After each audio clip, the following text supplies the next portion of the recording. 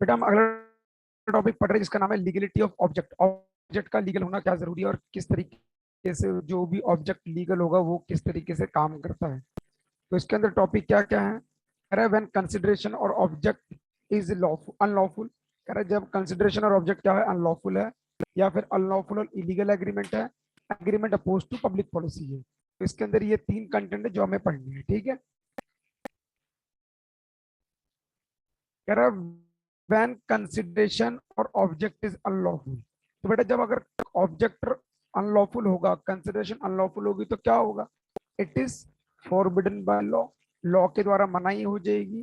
दूसरा, if it is of such a nature that it permitted, it would be defeat the provision of any law. कह रहा है या फिर उसके नेचर का जो जो जिस नेचर का कॉन्ट्रैक्ट कर रहे हैं वो परमिट हो रखा है तो ठीक है, वरना उसको डिफीट कर दिया जाएगा लॉ के अकॉर्डिंग। क्लियर।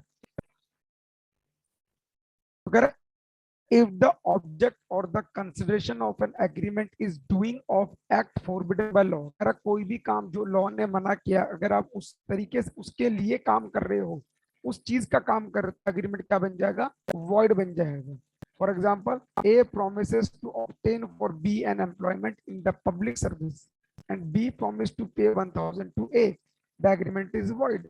यहाँ पर क्या बोला, ए ने वादा किया बी को कि पब्लिक सर्विस का जो जॉब है लगवा दूंगा, तो 1000 रुपये तो मुझे दे दे। तो यहाँ पर ये क्या है, ये तो लॉ ने मना कर रखा है ना, घूस लेके काम करना तो क्या है, इलीगल है। तो इसलिए इसको क्या बोल देगा, एग्रीमेंट को वॉइड बोल देगा। कोई डाउट बेटा। दूसरा एग्जाम्पल क्या कहता है, A promise B to drop a prosecution which he has instituted against B for robbery and B promised to restore the value of things taken. The agreement is void as its object is unlawful. मतलब चोरी करने का idea दे रहा है कि भैया चोरी कर लियो बाकी मैं बचा लूंगा, तो उस कंडीशन में क्या माना जाएगा, उसको अनलॉ ऑब्जेक्ट जो है उसका अनलॉफुल माना जाएगा। क्लियर। दूसरा देखेंगे, कह रहा है इफ द ऑब्जेक्ट और consideration of an agreement is such that, कह रहा है इस तरीके से कंसिडरेशन या फिर ऑब्जेक्ट को बनाया गया, दो not directly forbidden by law. कह रहा है उसको डायरेक्टली तो लॉ ने मना नहीं किया, डायरेक्टली तो मना नहीं किया लेकिन वो भी गलत है। जैसे कि estate is sold for arrear of revenue under provision of act of legislature by which defaulter is prohibited from purchasing the asset. B upon understanding with A becomes the purchaser and agrees to convey the state to A upon receiving from the price B has paid.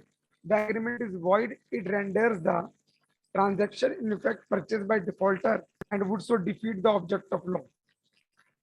अगर सीधे शब्दों में बेटा बात बोलूं, sir voice break हो रही है। बेटा एक सेकंड बेटा वेट करो। अब ठीक है बेटा, बेटा जब वॉइस ब्रेक हो ना बता देना मुझे, ठीक है। एक्चुअली कल बारिश के बाद थोड़ी सी दिक्कत आ रही है नेटवर्क में। सर अभी भी ब्रेक कोई हो नहीं, रही जहाँ है। ब्रेक होगी वॉइस मुझे बता दो। देखो यहाँ पर क्या है, एक मिनट होल्ड करना।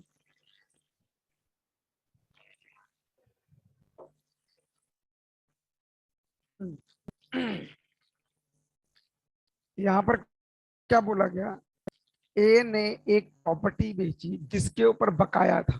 कुछ समझ रहे मेरी बात, मतलब कि किसी प्रॉपर्टी के ऊपर रेवेन्यू ड्यू था, वो बेच रहा है, लेकिन एक्चुअल में प्रॉपर्टी बेचना तो मना नहीं है, लेकिन इस केस में तो मना ही होगी ना। तो बी अगर वो प्रॉपर्टी खरीद रहा है ए से, तो बी परचेजर बन जाएगा और ए कहेगा भाई मेरे तू प्रॉपर्टी ले, तो ये तो एग्रीमेंट ही वॉइड हो गया, क्योंकि जो परचेजर है वो डिफॉल्टर है, क्योंकि यहाँ पर ए भी डिफॉल्टर था। क्लियर बेटा पॉइंट, पॉइंट समझ आया।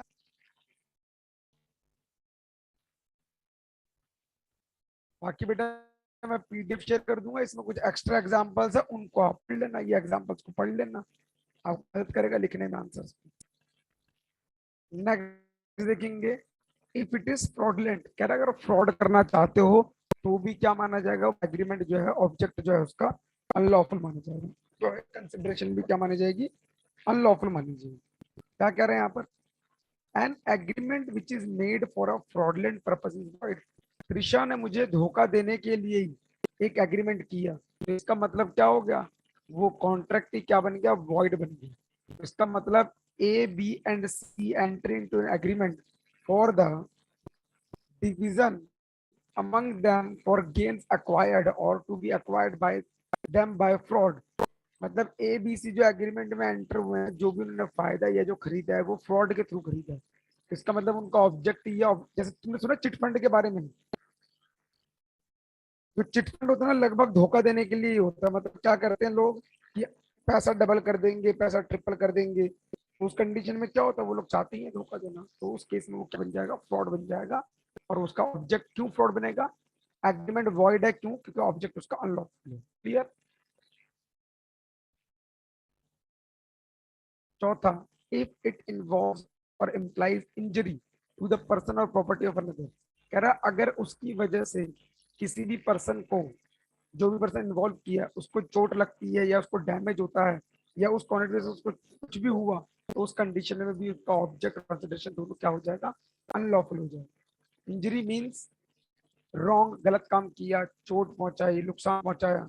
पर्सन मींस कोई भी बंदा हो सकता है। प्रॉपर्टी का मतलब मूवेबल चाहे इमूवेबल प्रॉपर्टी हो सकती है। Example, B borrowed rupees L from L, 100 रुपये उधार लिए, executed a bond promising to work for L without pay for a period of 2 years। उसने काम करेगा लेकिन 2 साल तक कोई पैसा नहीं। In case of default, B was to pay interest at a very exorbitant rate, the principal sum at once। The contract was void as it involved injury to the person of B। मतलब क्या हुआ, जो B ने 100 रुपये उधार लिए, जो भी उसने बोला कि 2 साल में पे कर देगा, और बिना किसी कोई भी इंटरेस्ट की बात नहीं करी, लेकिन डिफॉल्ट में बी को क्या करना पड़ रहा है, इंटरेस्ट देना पड़ रहा है। तो कहीं ना कहीं बी को नुकसान हो रहा है, बी को नुकसान हो रहा है कि ब्याज भी दू प्लस प्रिंसिपल दू, लेकिन ये बात तो हुई नहीं। तो इस केस में क्या इसको नुकसान पहुंच रहा है, तो ये भी क्या बन जाएगा, उनका जो कंसिडरेशन ऑब्जेक्ट है वो अनलॉफुल। क्लियर।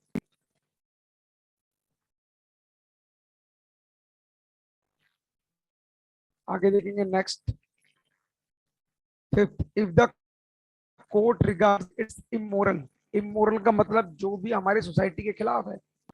तो कैन एग्रीमेंट द कंसिडरेशन और object of which is immoral, जैसे कि agreement between husband and wife for future separation. तुम आज ही से एग्रीमेंट कर रहे हो कि कल को हम अलग हो जाएंगे, तो बेटा क्या ये ऐसा होता है? कोई बंदा शादी करके वादा करे कि हम 2-3 साल के बाद अलग हो जाएंगे और ऐसा ऐसा लेंगे, ऐसा होता नहीं है। तो कह रहा ऑब्जेक्ट ही अनलॉफुल है। एक एग्जांपल देखो, a married woman was given money to enable her to obtain divorce from her husband and then to marry the lender। उसने कहा भाई मेरे पति को पैसे दे, मैं तेरे शादी कर लूंगी। मतलब ये क्या, ये इमोरल है, लेंडर को कोई पैसा नहीं मिलेगा। क्लियर। तो यहाँ पर क्या, कोई भी एग्रीमेंट अनलॉफुल इमोरल होगा तो वो क्या माना जाएगा, अनलॉफुल ऑब्जेक्ट, या फिर उसका कुछ भी होगा तो वॉइड माना जाएगा। कह रहा है an agreement is unlawful for immorality in the following cases. कह रहा है इमोरल में कौन कौन सा आ जाएगा। इसके लिए बेटा सिर्फ हेडिंग को पढ़ना, इस पे ज्यादा क्वेश्चन नहीं आता, बस ध्यान सुनना, समझ आ जाएगा। पहला, where the consideration is an act of sexual immorality. देखो यहाँ पर क्या है, कह रहा है कोई भी कंसिडरेशन कैसे मिल रही है, सेक्सुअल इमोरलिटी से बन रही है। मतलब कि अगर सिंपल सी लैंग्वेज समझाऊं, जैसे कि वो होता है ना प्रोस्टिट्यूशन का काम, तो उस तरीके से अगर पैसा आता है तो उसका क्या है, वो public to oppose to public policy है। देखो यहाँ पर क्या लिखा हुआ है, A agrees to let her daughter on hire to B for concubinage।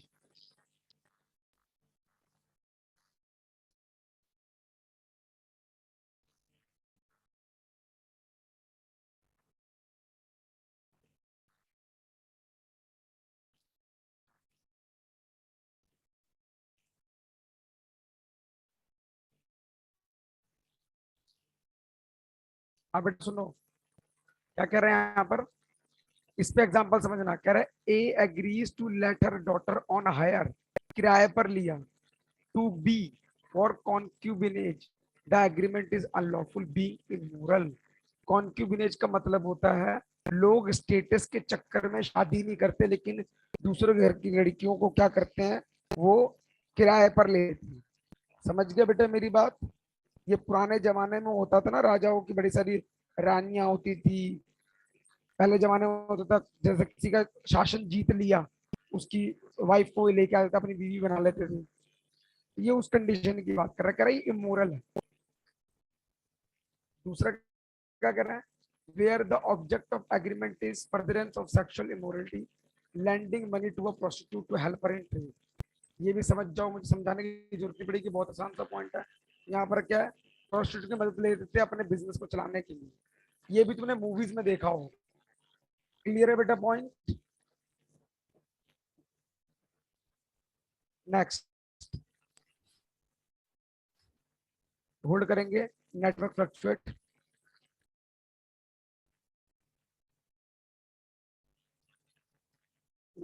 Next देखेंगे, अनलॉफुल और इलीगल एग्रीमेंट क्या होती है। इस पे डिफरेंसेस आ सकते हैं, ध्यान से समझना। कह रहा है an unlawful agreement is one which like void agreement. कह रहा है अनलॉफुल एक वॉइड है, तो मतलब unlawful is not punishable but illegal is punishable. Clear बेटा पॉइंट? समझ आएगी मेरी बात? Yes sir.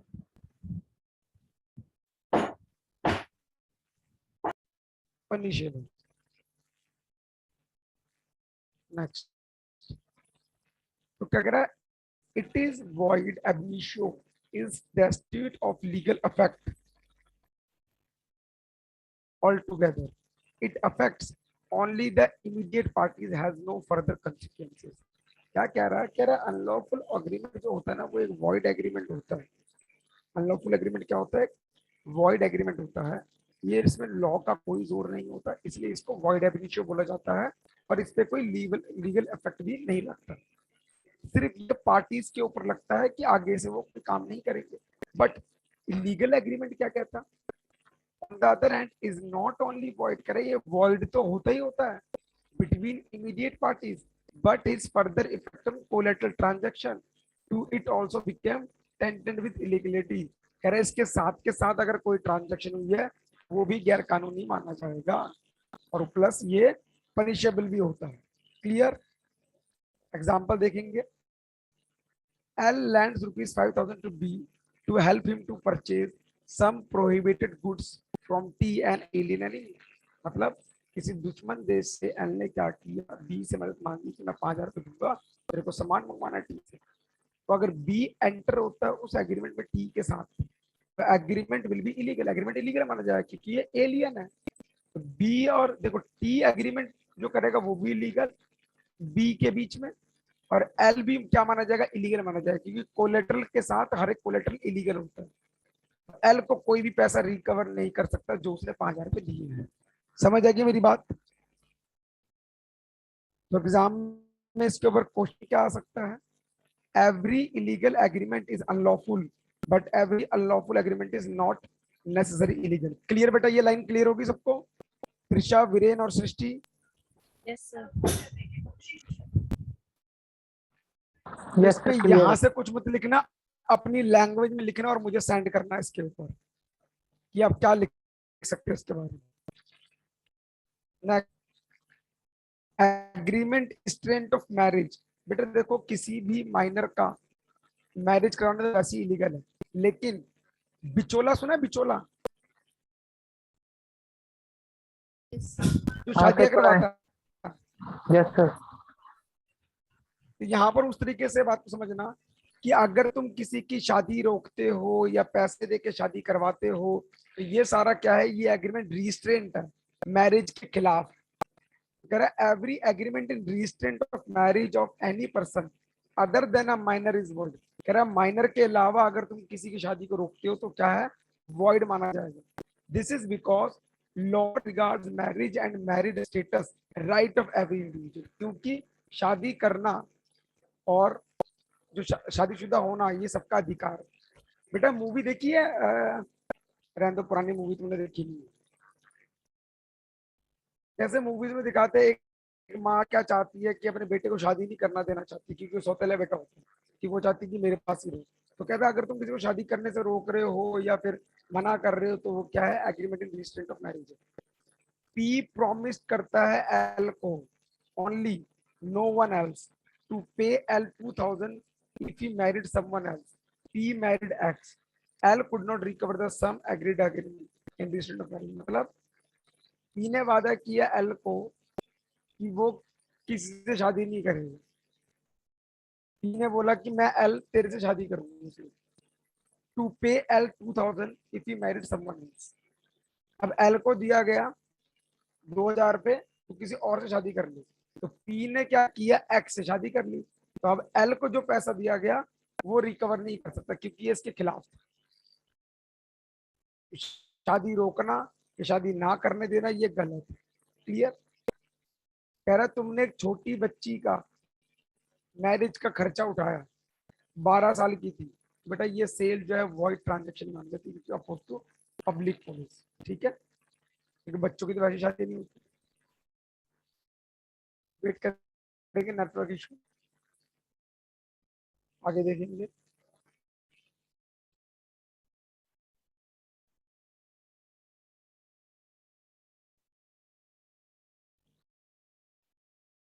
Tenth, marriage brokerage or brokerage agreement, an agreement by which a person for a monetary consideration promises in return to procure the marriage of another is void, being opposed to public policy.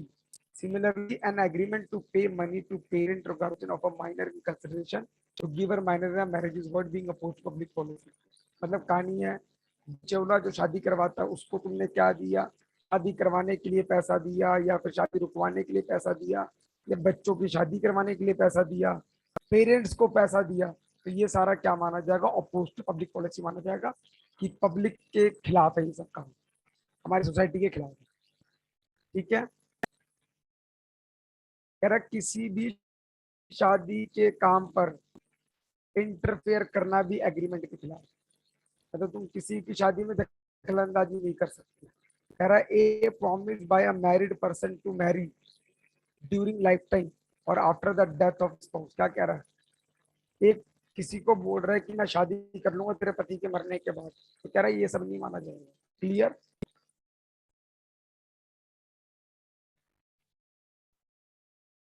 इसको पढ़ने की जरूरत नहीं है, 12th point को ये देखेंगे, ये इंपॉर्टेंट है। Agreement in restraint of trade, किसी के व्यापार को रोकना। कह रहा तुम कोई लॉफुल ट्रेड को रोकोगे तो गलत है, लेकिन अनलॉफुल होगा तो कोई दिक्कत नहीं है। Can agreement which interfere with the liberty of person to engage himself any lawful trade. कह रहा कोई भी लॉफुल ट्रेड में अगर तुम इंटरफेयर करोगे तो उस प्रोफेशन में, वोकेशन में इंटरफेयर करते हो, तो एग्रीमेंट क्या बन जाएगा, रिस्ट्रेंट ऑफ ट्रेड। क्लियर। हर बंदे को आजादी है काम करने की, अगर तुम उसकी आजादी में रोकथाम करोगे तो क्या माना जाएगा, वो अपोज टू पब्लिक पॉलिसी माना जाएगा, इसलिए एग्रीमेंट रिस्ट्रेंट ऑफ ट्रेड माना जाएगा। और ये सब इसमें कुछ रीड करने की जरूरत नहीं। एग्जाम्पल देखो, A who was carrying business of brazier, brazier का मतलब होता है pan for holding burning coal, promise another person be carrying on similar trade. A ने क्या बोला, जो मैं बिजनेस करता हूँ, वादा किया बी के साथ सेम बिजनेस करेंगे in the same locality to stop his business in consideration of B giving a certain amount which he had advanced to his worker. To subsequent to his closing the business refused to pay, A filed a suit for recovery of the amount. Agreement was void. मतलब कहानी क्या है, वही कहानी है, किसी के business को रोकने के लिए तुमने क्या किया, उसके सामने सेम बिजनेस खोल दिया, उसके लोगों को पैसा दे रहे हो कि मेरे पास आ जाओ। तो उस कंडीशन में अगर बंदा पैसे देने से बाद मना भी कर देता है, तो वो जो ए है रिकवर नहीं कर सकता, क्योंकि वो क्या चाहता था, बिजनेस को बंद करके दूसरा खुलवाए किसी और से। यहाँ तक बेटा पॉइंट क्लियर हो गया। यहाँ पर देखो क्या कह रहा, out of 30 makers of combs in a city of Patna, 29 agreed with R to supply him to no one else on their output. R was free to reject the goods if he found no market for them. मतलब कि जो भी 30 corms थे, 30 maker थे com के पटना के अंदर, जिसमें से 29 रेडी हो गए आर को सप्लाई देने के लिए, to no one else on their output. कह रहा और कोई नहीं, तो आर फ्रीली गुड्स को रिजेक्ट कर सकता है अगर कोई तीसरा बंदा ही मिल जाए जो कंगिया बेच रहा होगा। अगर मान लो वहां पर कुछ बेचने के लिए नहीं है तो फिर फायदा ही नहीं है, तो एग्रीमेंट वॉइड हो जाएगा। मतलब तुम्हें ऐसे बंदे को बेचा जो कुछ कर ही नहीं सकता, तो वो भी क्या वॉइड हो जाएगा। मतलब सिंपल सी कंडीशन क्या है कि अगर कोई बंदा किसी के बिजनेस को करने से रोकता है या उसके बिजनेस को नुकसान पहुंचाता है तो वो वॉइड माना जाएगा। कह रहा एक्सेप्शन क्या है, एग्रीमेंट ऑफ ट्रेड वॉइड ना माने। कह रहा कब हम बिजनेस को रोक सकते जो वॉइड नहीं माना जा सकता। कह रहा अगर हम बिजनेस की गुडविल को बेच रहे हैं, पार्टनर के एग्रीमेंट में अगर लिखा हो तो outgoing partner may agree with the partner not to carry on business. अगर पार्टनर ने पहले वादा कर रखा कि भैया मैं तेरे आसपास नहीं खोलूंगा लेकिन तेरे से दूर से इनकम खोल सकता हूँ, पार्टनर्स डिसोल्यूशन हो जाए फर्म की, फर्म ही बंद हो जाए तो हम खोल सकते हैं, या फिर डिसोल्यूशन के बाद क्या हो, गुडविल बिक जाए हमारी, या कोई भी पार्टनर गुडविल को बेच दे। तो ये कंडीशन है जहां पर क्या है,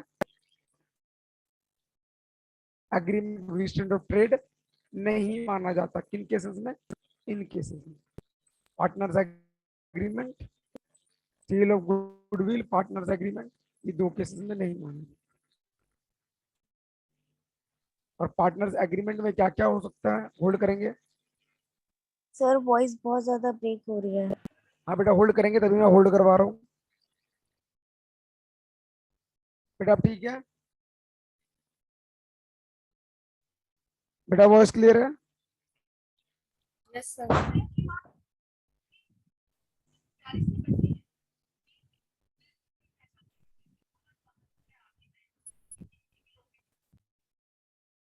तो पार्टनर का एग्रीमेंट पढ़ ली कि आउटगोइंग पार्टनर बिजनेस नहीं कर सकता, पार्टनर ने कंडीशन लिख रखी, डिसोल्यूशन हो गया, कंडीशन में वो बिजनेस नहीं कर सकता जहां पर वॉइड नहीं। अगर वो सेम बिजनेस भी ओपन कर रहा है लेकिन वो वॉइड नहीं माना जाएगा, क्योंकि उसने पहले ही बोल दिया था कि आप दूर मेरे से आसपास मत खोलना, दूर खोलना।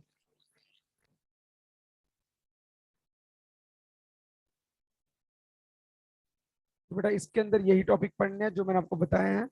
यहां तक समझ आया यूटिलिटी ऑफ ऑब्जेक्ट क्या होता है, यस क्लियर। ये बच्चों लीगलिटी ऑफ ऑब्जेक्ट।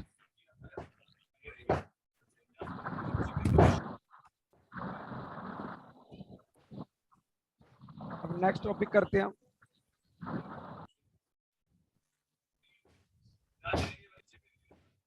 एक सेकेंड,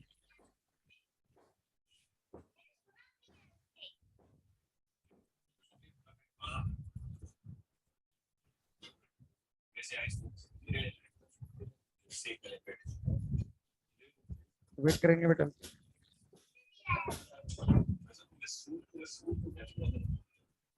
मेरा टॉपिक दिख रहा है चैप्टर 7।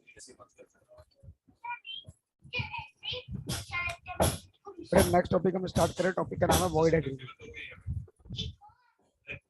ये बेटा छोटे छोटे से कंसेप्ट जो उसके अंदर थे तो वही हम करेंगे, ठीक है। देखेंगे ध्यान से। इसके अंदर हमें पढ़ना है वॉइड एग्रीमेंट क्या होता है, वेजिंग एग्रीमेंट क्या होता है, इस पे डिफरेंस काफी बार पूछे गए हैं। वॉइड कॉन्ट्रैक्ट और वॉइड एग्रीमेंट में डिफरेंस क्या है, मैंने क्वेश्चंस भी दिया था आपको वॉइड एग्रीमेंट वॉइड कॉन्ट्रैक्ट का, तो इसमें थोड़ा सा हम डिटेल में पढ़ सकते हैं, इसको ध्यान से देखेंगे।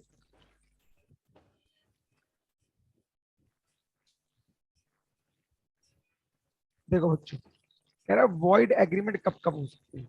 कह रहा है ये 13 केसेस है जहां पर क्या है, वॉइड एग्रीमेंट होता है। These are 13 cases. पहला, agreement by incompetent parties, agreement made under mutual mistake. कह रहा अगर दोनों से गलती हो तो भी क्या माना जाएगा, वॉइड माना जाएगा। इनकॉम्पिटेंट पार्टीज हो तो भी वॉइड माना जाएगा। अनलॉफुल कंसिडरेशन ऑब्जेक्ट ऑफ तवील, वो माना जाएगा, वॉइड माना जाएगा। कह रहा अनलॉफुल तो है कि कोई भी छोटा सा पार्ट भी अनलॉफुल हो तो भी क्या माना जाएगा, वॉइड। विदाउट कंसिडरेशन है void. Marriage, restraint of trade, legal proceeding तो भी वॉइड। मीनिंग अनसर्टेन है तो भी void. Agreement by way of wager, ये यहाँ पर 3 चीजें एक्स्ट्रा आ गई, तो इनको हम रीड करते हैं और समझते हैं। और लगभग हमने यहाँ से लेकर यहाँ तक हमने ऑलरेडी पढ़ रखा है, क्लियर।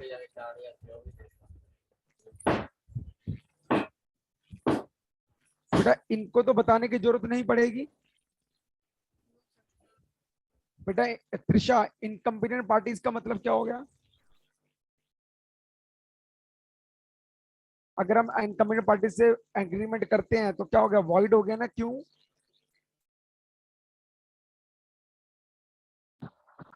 बोलो बेटा।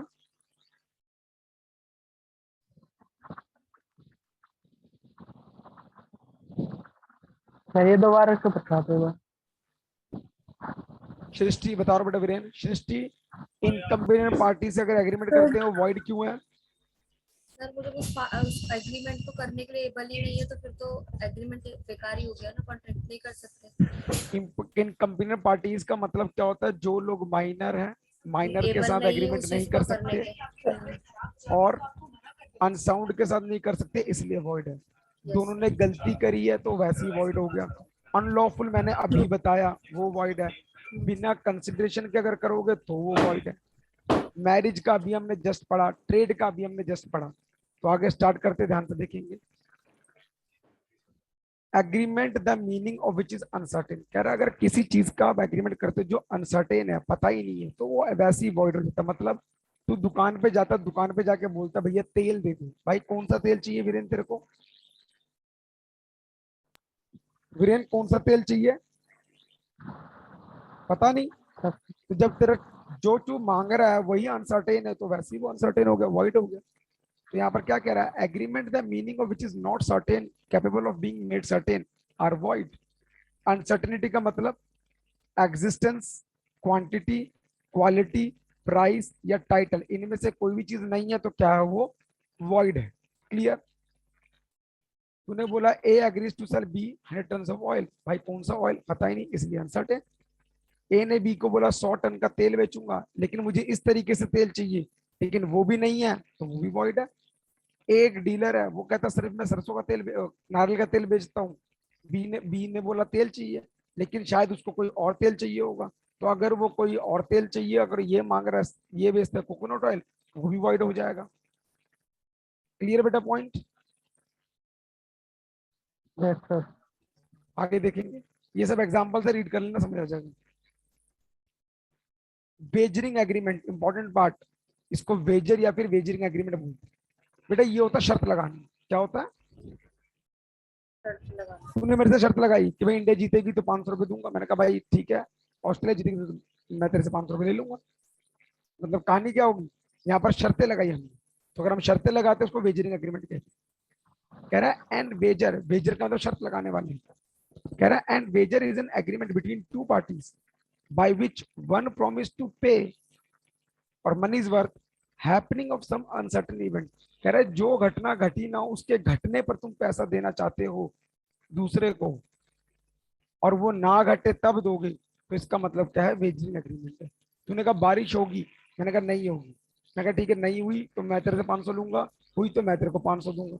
मतलब क्या, वो जो घटना है वो तो अनसर्टेन है ना, पता नहीं होगी कि नहीं होगी, तो उसके होने या ना होने पर पैसे का लेन देन होता है, उसको वेजरिंग एग्रीमेंट कहते हैं। क्लियर? ये देख 10, if A and B enter into an agreement that A shall B rupees 100 if it rain on Monday, B shall pay A the same amount if does not rain. It is an wagering agreement. Clear बेटा point? Yes sir. तो future में वो घटना घटने पे depend करता है, तो वो क्या कहते हैं? वेजरिंग एग्रीमेंट कहते हैं। तो बस सिंपल सी बात, गैम्बलिंग को ही क्या बोला गया? वेजरिंग एग्रीमेंट बोला गया। क्लियर?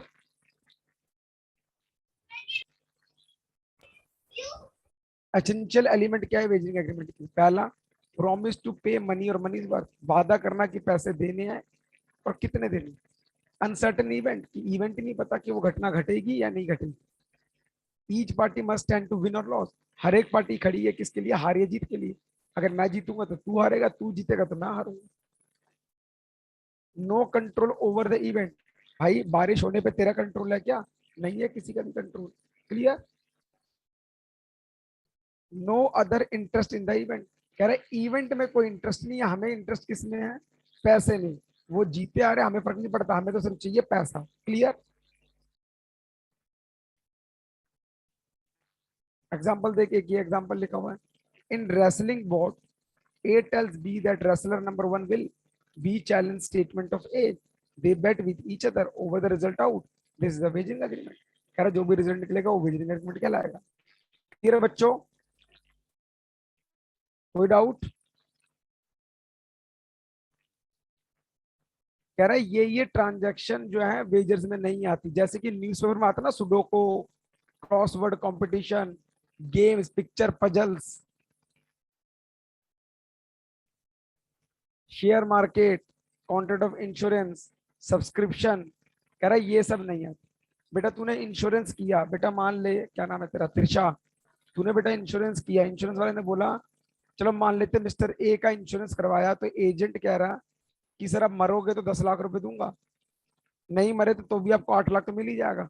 तो बेटा क्या ये शर्त लगा रहा है इसकी जिंदगी पर? No sir. एक तरीके से शर्त ही हो गया, तू मरेगा तो 10 लियो, नहीं मरेगा तो 8 लियो। लेकिन हमने बोला इसको हम क्या नहीं मानेंगे, वेजरिंग नहीं मानेंगे। क्लियर? समझ आ गई बेटा मेरी बात? आगे देखेंगे। कह रहा contract of insurance and wagering agreement क्या होता है। कह रहा contract of insurance bear a certain superficial resembling to wagering agreement but they really transaction of different character. कह रहा है ये लगता तो एक जैसा ही है, लेकिन ये होता नहीं है, इसमें दोनों में अलग अलग है। कह रहा है इंश्योरेंस में इंश्योरेंस इंटरेस्ट का मैटर आता है, लेकिन वेजरिंग में सिर्फ पैसा दिखता है, कोई इंटरेस्ट नहीं होता। इंश्योरेंस में बोथ पार्टी प्रोटेक्शन के लिए काम करती है, लेकिन वेजरिंग में सिर्फ वो अपने एक के फायदे के लिए काम करती है। कॉन्ट्रैक्ट ऑफ इंश्योरेंस में लाइफ इंश्योरेंस को छोड़कर सबको कॉन्ट्रैक्ट ऑफ इंडेमनिटी बोला जाता है। इसको पढ़ेंगे नेक्स्ट चैप्टर में, बाद में पढ़ेंगे chapter next. In wagering amount is fixed, wagering का पैसा फिक्स होता है, क्योंकि यहाँ पर जो इंडेमनिटी बोला है ना, तो वो डिपेंड करता है कि कितना पैसा मिलेगा, डिपेंडेंस है। लेकिन वेजरिंग डिपेंडेंस नहीं है, सीधा अमाउंट जो भी फिक्स होगा उस पर दे दिया जाएगा। क्लियर? कह रहा कॉन्ट्रैक्ट ऑफ इंश्योरेंस बेनिफिशियल होता है पब्लिक के लिए, वेजरिंग नहीं होता पब्लिक के लिए। कॉन्ट्रैक्ट ऑफ इंश्योरेंस साइंटिफिक और एक्चुअल कैलकुलेशन पे डिपेंड करता है, वेजरिंग सिर्फ एक गैम्बलिंग की तरह डिपेंड करता है। क्लियर?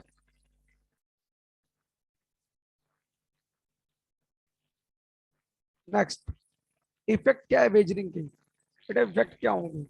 इंडिया में क्या हमारी गैम्बलिंग लीगल है? बेटा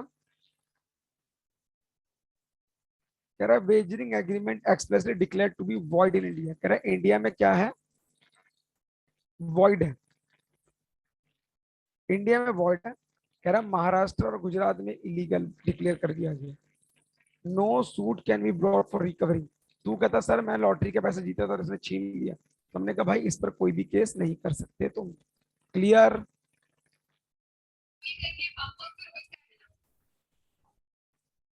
कह रहा suit to recover money deposit. कह रहा जो पैसा जमा करा क्या मिल सकता है?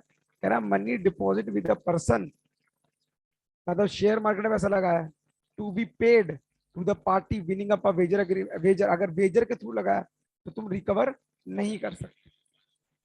लेकिन on the other hand loser can recover his deposit from stake holder, but where the stake holder pays money to the winner the loser can not recover it from. कह रहा तुम दोनों ने शर्त लगाई, तो जो हारने वाला व्यक्ति है वो पैसे उसे निकलवा सकता है, लेकिन कब नहीं निकाल सकता? अगर उसने जीतने वाले को पैसा दे दिया है। मतलब भैया तुमने पैसा जमा करवाया, मैंने अगर किसी को भी पैसा नहीं दिया जो जीता और हारा, तो तुम मेरे पर केस करके पैसा ले सकते हो। लेकिन अगर मैंने जीतने वाले को पैसा दे दिया, तुम मेरे पे केस नहीं कर सकते, तुम मेरे से पैसा रिकवर नहीं कर सकते। क्लियर?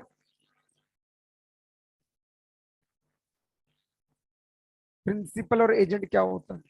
कह रहा है agent can not recover from the principal any amount on wagering agreement entered into behalf of his principal, such act done by agent is not lawful. कह रहा अगर कोई प्रिंसिपल जो मेन बंदा अपने एजेंट के थ्रू किसी कॉन्ट्रैक्ट में रिकवर करवाता है, एंटर करवाता है, तो एजेंट रिकवर नहीं कर सकता। क्यों? क्योंकि एजेंट खुद ही गलत काम कर रहा है प्रिंसिपल साथ मिलकर।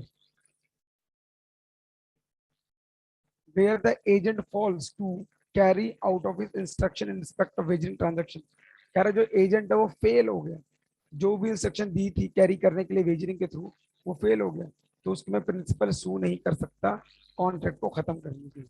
इसलिए contract which is void can not be legal claim. Legal claim के लिए क्या बन जाता है? वॉइड बन जाता है।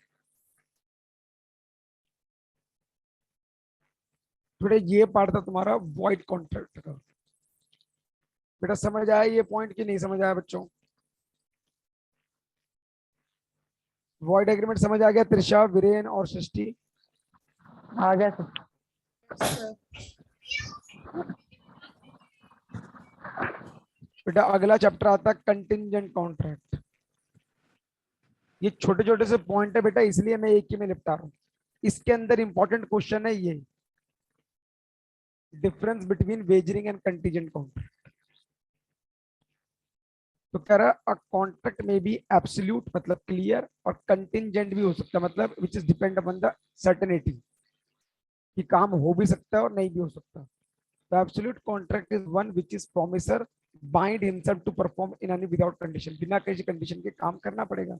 लेकिन contingent means dependent on something else, किसी चीज पर डिपेंड होना। तो contingent contract is a contract to do और not to do something if some event collateral to, साथ के साथ उस कॉन्ट्रैक्ट के साथ वो काम होगा कि नहीं होगा, उसको क्या कहते हैं कंटीजेंट कॉन्ट्रैक्ट। मतलब कंटीजेंट और वेजरिंग लगभग एक जैसा लग रहा है ना, वेजरिंग शर्त लगाना, लेकिन कंटीजेंट शर्त नहीं लगा रहे, लेकिन वो वैसा ही दिखता है। A contract to pay 10,000 if B house is burn. A कहता है भाई अगर मेरे घर में, एक ए बी को कह रहा है कि 10,000 रुपये दूंगा अगर तेरे घर में आग लग जाती है तो दिस इज कंटीजेंट, ये कंटीजेंट है। क्या बी ने बोला कि नहीं लगेगी तो मुझे 10,000 रुपये दियो, ऐसा कुछ है? ए ने बोला तू छत से कूद जाएगा तो 50,000 रुपये दूंगा, पर बी ने कोई वर्डिंग नहीं बोली, तो ये कंटीजेंट है। क्लियर? Yes sir. कह रहा है इसके 3 एसेंशियल कैरेक्टर हैं। पहला, हैपनिंग और non happening in future event. Event uncertain होता है और इवेंट मस्ट बी कोलैटरल, मतलब साइड बाय साइड कोई इवेंट होगा वो भी कोलैटरल होनी चाहिए।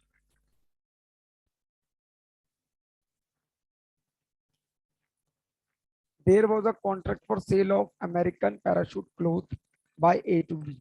ए के द्वारा बी को कोई अमेरिकन पैराशूट क्लॉथ बेचना था। The goods were to be delivered when they arrived. जो गुड्स है तो उसने क्या बोला, जब पहुंचे तो मिल जाएगा। A fail to goods deliver, B ने अपने डैमेज क्लेम कर दिया कि भैया मेरे को मेरा पैसा वापस चाहिए।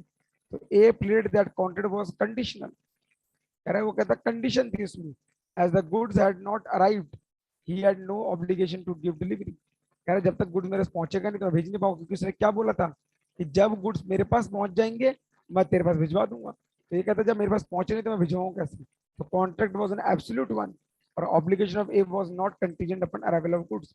कह रहा वो जब तक नहीं होगा जब तक गुड्स नहीं पहुंचेंगे उसके पास, तो गुड्स पहुंचेंगे तभी तो दे पाएगा, तो केस क्यों कर?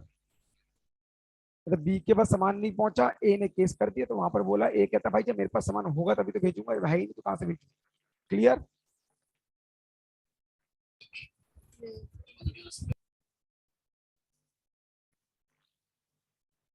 Next, contingency depend on act of party. Contingency किस पे डिपेंड करती है? पार्टी के एक्ट पे डिपेंड करती है। Performance of contingent contract depends on the happening और non happening of an event collateral to such contract. कह रहा है जो कंटीजेंट कॉन्ट्रैक्ट होता है वो डिपेंड करती है परफॉर्मेंस के ऊपर, कि वो काम होगा या वो काम नहीं होगा।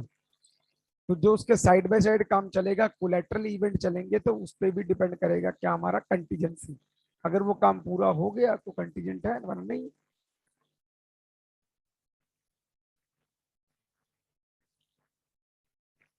रूल्स क्या है कंटीजेंट कॉन्ट्रैक्ट के? इस पे बेटा क्वेश्चन नहीं बनता, फिर भी समझ लेना हल्का फुल्का।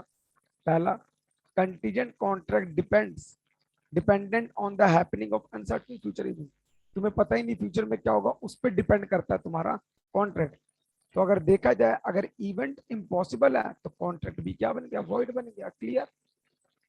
ए कहता बी को कि मैं अपना घोड़ा बेचूंगा एक इस रेट पर। सी कहता to whom the horse has been offered refuse to buy it। कह रहा तो किसी को भी घोड़ा देगा वो मना कर देगा। The contract cannot be enforced by law until unless C refuses to buy the horse। तो मतलब जब तक सी रिफ्यूज नहीं करेगा अपने घोड़े को बेचने का तब तक एनफोर्सेबल नहीं होगा।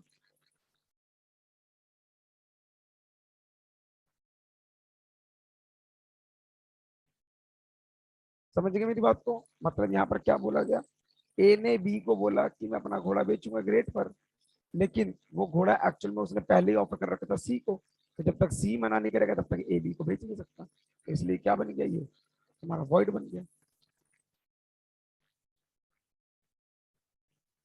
ए ने बी को बोला पैसे दूंगा अगर तू शादी करेगा सी से, सी मर गया तो वो कोई कॉन्ट्रैक्ट वॉइड बन गया क्योंकि वो कुछ कर ही नहीं सकता।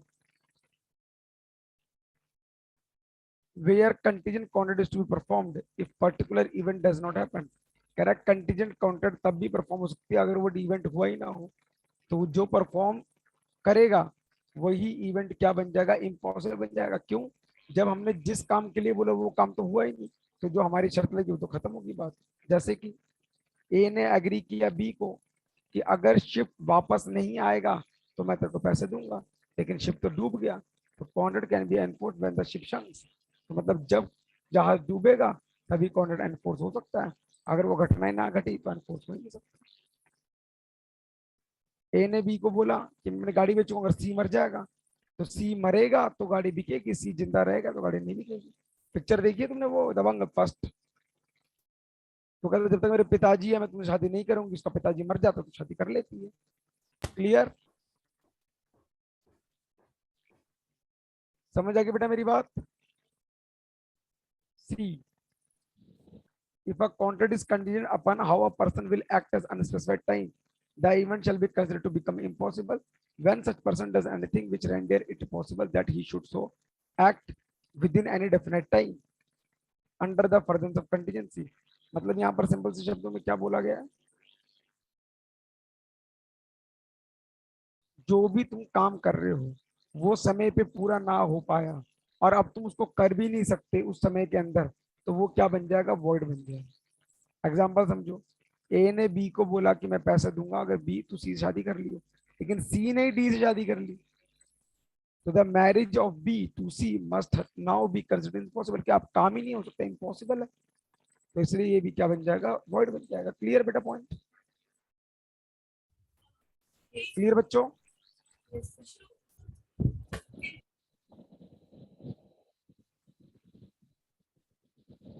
कॉन्टिजेंट कॉन्ट्रैक्ट टू डू और not to do anything. Contingent contract काम करने का या नहीं करने का, भाई अनसर्टेन इवेंट, अगर अनसर्टेन इवेंट फिक्स टाइम के अंदर अंदर हो जाता है तो वो वॉइड बन जाएगा, अगर नहीं होगा तो वैसे ही एक्सपायर हो गया तो काम ही इम्पॉसिबल है। क्लियर? जैसे कि ए ने वादा किया पी को जो भी पैसा उधार लिया है, नहीं ए ने वादा किया बी को कि जहाज अगर वापस आएगा अंदर अंदर तो मेरे से पैसे ले लियो, तो कॉन्ट्रैक्ट में भी enforce if ship return with in the year, तो तभी कॉन्ट्रैक्ट एनफोर्स होता है जब जहाज एक साल के अंदर अंदर आ जाए, वरना बिकम वॉइड अगर शिप जल जाता है एक साल के अंदर अंदर तो वॉइड, या डूब जाता जल जाता कुछ नहीं। Contingent agreement to do or not to do anything if any impossible event happens are void whether not the fact is known the party। अगर जब फैक्ट नहीं पता और अनसर्टेन इवेंट इम्पॉसिबल हो गया तो एक तरीके से वो भी क्या बन जाता है, तुम्हारा वॉइड बन जाता है। जैसे कि ए ने बी को बोला कि मैं 1000 रुपये दूंगा अगर बी ए से शादी कर लेगा, तो B will marry A daughter C, मतलब बी अगर सी ए की लड़की सी से शादी कर लेगा तो मैं तेरे को 1000 रुपये दूंगा, और सी मर जाता है उस टाइम, एग्रीमेंट होती है, मर जाता है वो, तो वो एग्रीमेंट क्या बन गया, वॉइड। क्लियर?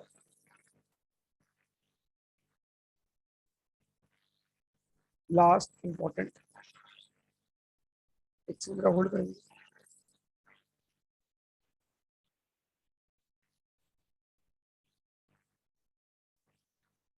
बेटा मैंने ये भी भेज दिया आपको, कह रहा है वेजरिंग एग्रीमेंट रेसिप्रोकल प्रॉमिस होता है, लेकिन कंटीजेंट एग्रीमेंट रेसिप्रोकल प्रॉमिस नहीं होता। मतलब रेसिप्रोकल मतलब तूने दिया मैंने लिया, लेकिन इसमें तो सिर्फ एक ही बंदा दे रहा है। इसमें क्या बोला, ए ने बोला बारिश आएगी तो तेरे को 50 दूंगा, नहीं आएगी तो तू मुझे 50 दियो। लेकिन कंटीजेंट में क्या होता है, वो कहता है बारिश आएगी तो 50 रुपये से। Wagering agreement is essential for contingent nature, और कंटीजेंट जो होता है वो वेजरिंग नहीं होता। यहाँ पर क्वेश्चन क्या बन गया, all wagering agreement is contingent agreement but all contingent is not a wagering agreement। अगर wagering agreement void होती है और contingent agreement valid होता है। wagering agreement में the parties have no other interest of subject matter। wagering में और कोई इंटरेस्ट नहीं होता, सिर्फ जीत और हार का इंटरेस्ट होता है कि पैसा मिल जाएगा, दैट्स इट। ठीक है? और कंटीजेंट में ऐसा कुछ होता ही नहीं। अगर वेजरिंग जो होता है फ्यूचर इवेंट पे अकेले के फायदे के लिए देखा जाता है, लेकिन कंटीजेंट कॉन्ट्रैक्ट में फ्यूचर का इवेंट कोलैटरल होता है, ओनली जो साइड बाय साइड ट्रांजैक्शन वो दिख जाती है। क्लियर बच्चों? Yes sir. तो बेटा यहाँ पर हमने ये टॉपिक खत्म कर लिया है। अब इस इंडियन कॉन्ट्रैक्ट एक्ट के सिर्फ दो चीजें रह गई है, तुम्हारा डिस्चार्ज और एक और टॉपिक रह गया। एक सेकंड बता रहा हूँ, एक सेकंड होल्ड करेंगे। कोई कॉन्ट्रैक्ट।